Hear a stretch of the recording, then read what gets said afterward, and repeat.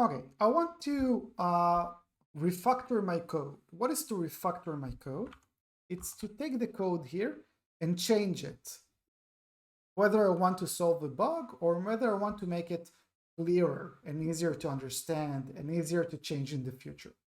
And there is a problem here in terms of CSS. What is the problem? I have 8 times 8, 64 divs, right? I have 8 rows, and inside each row I have 8 cells. So 64 divs. And those 64 divs share a common CSS. All of them has width 50 pixels, height 50 pixels, and display inline block. The problem is, what I did, I copy-pasted those values manually. And one big rule in programming is the dry rule. Let me even do it here. It's called don't repeat yourself, or the dry rule. What is don't repeat yourself? Don't repeat yourself means do not do any actions in software development mostly that causes you to repeat your code, or to repeat the functionality.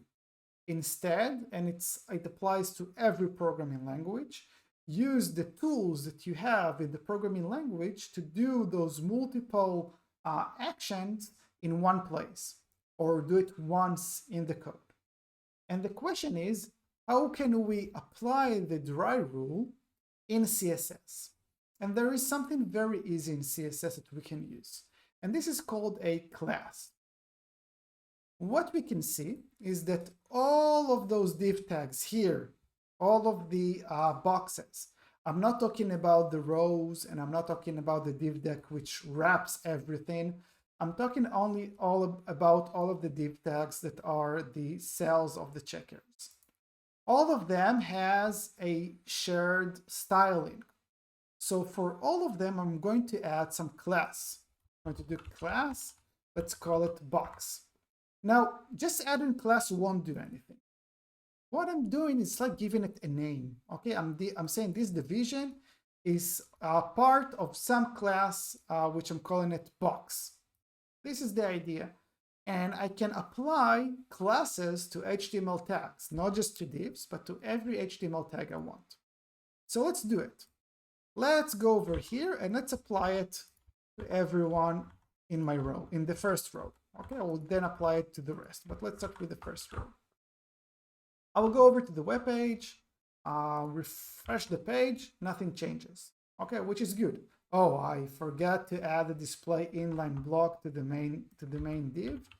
So let's do display inline block, refresh. Okay, let's go back to classes. So here you can see I have those classes which are part of the div. So adding class to a div element or to any HTML element, doesn't matter if it's div or not, does not do anything as itself. It's just a way for me, the developer, to apply some label or to give this div some name. You can think of it as naming the div. Actually, it's not really like naming, because name is something unique. It's more like a family name. Okay, it's part of some family. So I'm saying all of those divs are part of the box family. You can think of it like that if it makes sense. Now I want to use it with CSS. And I'm going to do something a little bit different. I'm going to, inside the head tag, I'm going to create a style tag. Now again, here inside the head tag, I'm having other tags which are not displayed to the user, but I'm going to have something inside that I want the browser to use. And what I want to tell the browser, take all of the elements, all of the HTML elements, doesn't matter if it's div or h1, all of the elements that are part of this box family that has class box, and apply some CSS to them. And this is how I do it. Dot, box, open and close those curly brackets. And then I can take whatever CSS I want. Let's take this CSS. Let's break the line, because usually when we write CSS like that, we break the line. And that's all. What will happen? The browser will take a look at the CSS code. This is still CSS. This is not HTML. This is CSS. The browser will take a look at it. will look for all of the elements, all of the HTML elements that has class box, and it will apply the CSS to them. So whatever we have here, we can remove. So let me again go over here, highlight all of it using Command D or Control D, whatever operating system you have. And in here, because I don't have any other styling, because those are the transparent box, I'm also going to remove them. Save the file. I will go back to my web page, refresh, and everything is okay. Let's see what happens. And remember, we applied it only to the first row. We will then apply it to the rest. I have this row, and they're all part of class box. And the first one doesn't even have style. But you can see that the browser applies the CSS that we wrote in the style tag. So the CSS that we had inside the style tag, because I told the browser, please apply these CSS values to all of the HTML element that has class box, it did so, even without having the style attribute. The same applies for this div tag. So you can see that the browser applies the CSS of box, whatever we have inside box. It also applies the background black because we have it under the style attribute. But it first applies the box and then it applies the inline CSS. We call it inline CSS because we write it on the tag inside the style attribute. Where here we're using CSS inside a style tag. Okay, this is right in style tag. And you can see this is very useful because instead of copy pasting all of the code and having a lot of dirty code here, I can just use the class box and it will apply whatever CSS I have here to everyone else. Okay, so let's do it. Let's take this class box. Let's apply it. I will do it real quick. I'm taking all of the style. Going one back, applying box to it. I'm doing some shortcut, but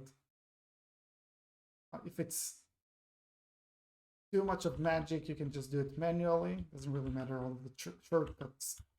In this case, I will remove it.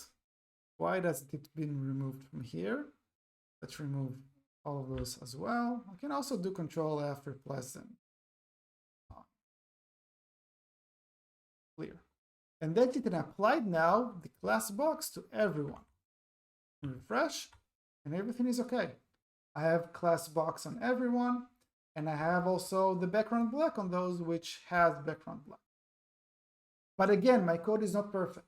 Why isn't it perfect? Because there is some places where I repeat myself. Where do I repeat myself? In all of the boxes that has background black.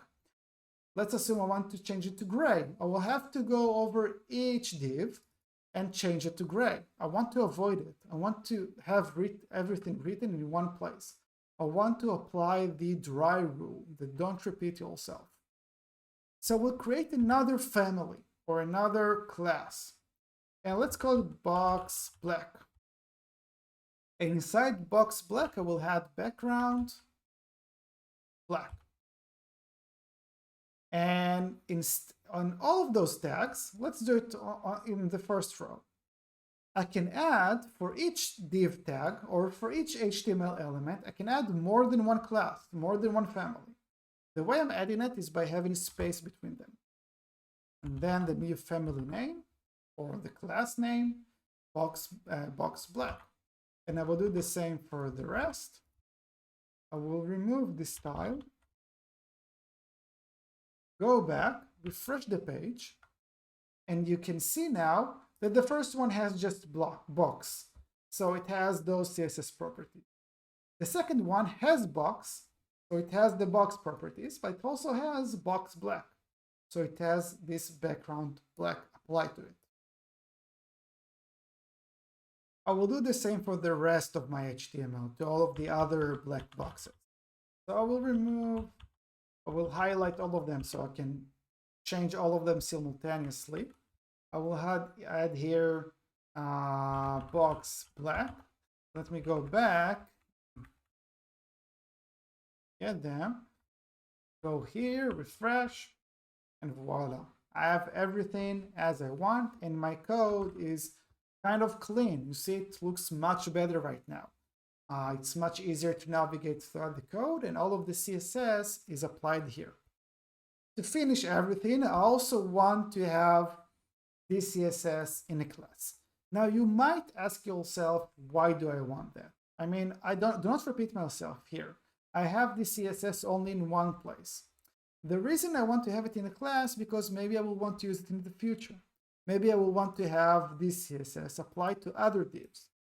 So a general rule of thumb is to always use classes, or there are other types of accessors, ways to apply CSS to elements, but for now we're just using classes. It's generally better not to use inline styling. The reason is once you use inline styling, the code becomes very, very difficult to read, to track, and to change. Even if it looks like okay on first sight, trust me, try to use classes as much as possible because later on you will be able to benefit from it and apply it on different places in your web page without copy pasting. So let's do it. Let's do checkers box. Take the CSS from here, break the lines so it will be easier to read. Delete this style, doing class, and then checkers box, even getting autocomplete from VS Code. Go here, refresh the page, and everything looks okay.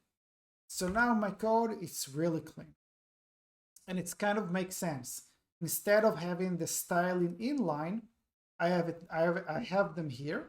And if I provide meaningful classes and classes names, it's easier to understand what is going on. No box, let's call it something else. Let's call it checkers board. I think it makes more sense than box. And now I have this entire checkers board, and it tells me what's going on in here, and boxes and box black. It's much easier to navigate around the web page and the code and to find what you're looking for and applying different styling to different elements.